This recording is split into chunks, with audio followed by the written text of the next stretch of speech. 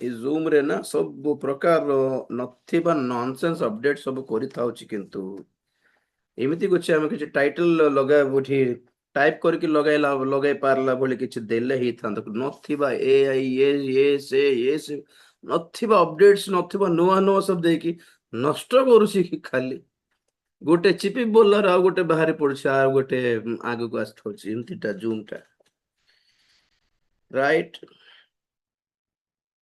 ଏସବୁ ସଫ୍ଟୱେର ଯାକ ଆପଣ ମାନେ ମନେ ରଖନ୍ତୁ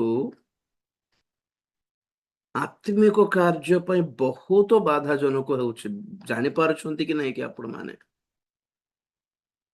ଫର ଏକ୍ସାମ୍ପଲ ସେ କେତେ ସଫ୍ଟୱେର ଚାଟ୍ ଜିପିଟି ପରିଟା କେତେ ସଫ୍ଟୱେର ଯାକ ଆଉ କୋଉଟା ଜମା ଆତ୍ମିକ ବିଷୟରେ ପ୍ରଭୁଙ୍କର ବିଷୟରେ କିଛି ପଚାରିଲେ ଆନ୍ସର ଦେଉନାହିଁ, ଉତ୍ତର ଦେଉନାହିଁ।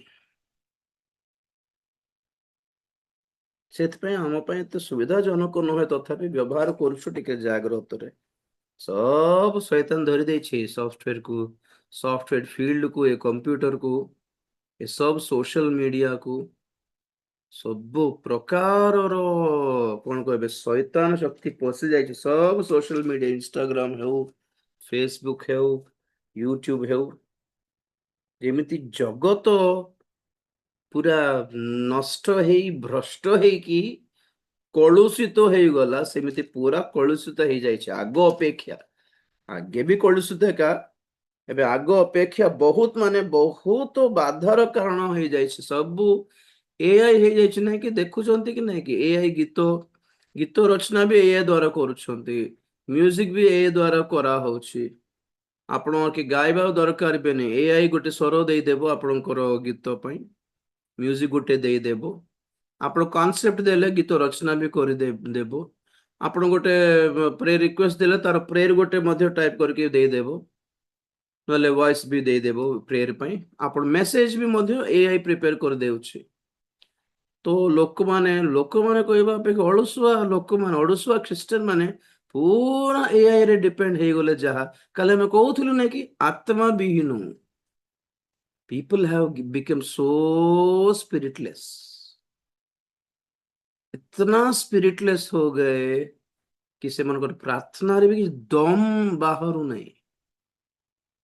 ବୁଝିଲେ କି ବହୁତ ଜଣକୁ ଏପର୍ଯ୍ୟନ୍ତ ପ୍ରାର୍ଥନା କରିବାକୁ ଜଣା ନାହିଁ, ପ୍ରାର୍ଥନା କରିବାକୁ ଜଣା ଯେ ରୋମିଓ ପତ୍ରିକାରେ ଲେଖା ହେଲା ପରେ ଯୁକ୍ତିଯୁକ୍ତ ପ୍ରାର୍ଥନା, ଯୁକ୍ତିଯୁକ୍ତ ଉପାସନା, କଣ ପ୍ରାର୍ଥନା କରିବା ଉଚିତ, କେମିତି ପ୍ରାର୍ଥନା କରିବା ଉଚିତ, ଜିହୁଦାଙ୍କ ପତ୍ରରେ ଲେଖିଲା ପରେ ପବିତ୍ର ଆତ୍ମାରେ ପ୍ରାର୍ଥନା, ଏଇଟା ଜାଣିନାହାନ୍ତି ବେଚାରା।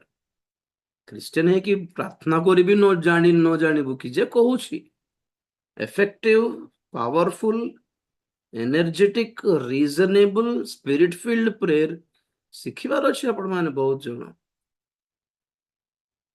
ରାଇଟ।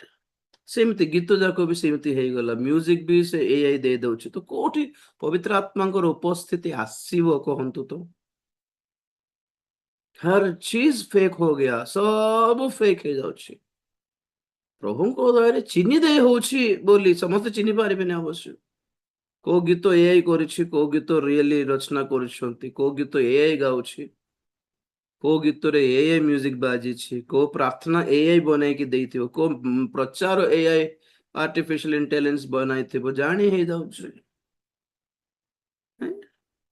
এটা କହିବାର ରିଜନ କଣ, ମାନେ ଏବେ ଦେଖନ୍ତୁ କ୍ୱେଶ୍ଚନ ଗୋଟେ ନୂଆ କ୍ୱେଶ୍ଚନ କରଲା ବେଳକୁ ଆମେ ଏଠି ଟାଇପ କରିଥାନ୍ତେ, ଆଗେ ଆସିଥାନ୍ତା, ସମସ୍ତେ ଦେଖିଥାନ୍ତେ ଏଇ କ୍ୱେଶ୍ଚନ ର ଉତ୍ତର ଚାଲିଛି କି ବୋଲଲା ପରେ ସେ ମୁଁ ଜୁମ ଷ୍ଟାର୍ଟ ହେବାଠୁ ମୁଁ ଦେଖୁଛି ଏମିତି ଗୋଟେ ଅପସନ ଦେବ କାଳେ ଏମିତି ଗୋଟେ ଟାଇଟଲ ଉପରେ ଦେଇଥାନ୍ତି ଏଠି ବୋଲି।